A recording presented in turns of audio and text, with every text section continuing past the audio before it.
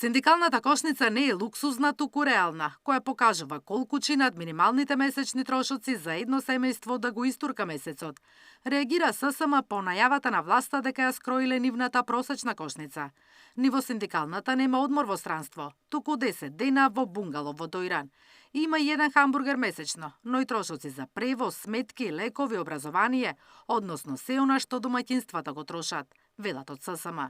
Безобразно министерства да пресметуваат колку чини животот на граѓаните, имајќи во предвид дека прво станува збор за 3-члено семејство и навистина е неблагодарно да избркаме некој член на дома за да преживееме во месецот. Тоа сме ставили кафе и нешто што далеку од тоа што сме мислеле дека е луксус. Има по еден хамбургер, например, во ресторански услуги и пак ќе кажам, тоа не е минимум, тоа е дури мизерно да се каже дека е луксус од страна на една влада за да пресметува просечна потрошувачка кошничка. Срамна и скандалозна е кошничката која владата ја скрои, реагира опозицијската СДСМ.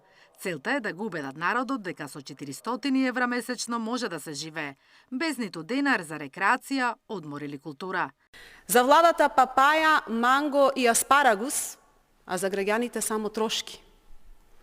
За граѓаните да биде луксуз одморот, а власта да изнајмува цели авиони на грбот на народот. Целта на владата е да го замени реалниот показател, минималната синдикална кошничка со нова, владина креирана просечна потрошувачка кошничка. Ама не за 4-члено, туку за 3-члено семејство. Заменик министерот за економија објави дека во просечната кошница нема место за алкохол, цигари, вонсезонски овошја, но и за одмор во странство. Што ќе содржи ристески необелодени, но изјави дека ќе биде реална. Владината кошница сега ќе треба да ја усвои социјоекономскиот совет. Наташа Мерсовска, Сител телевизија.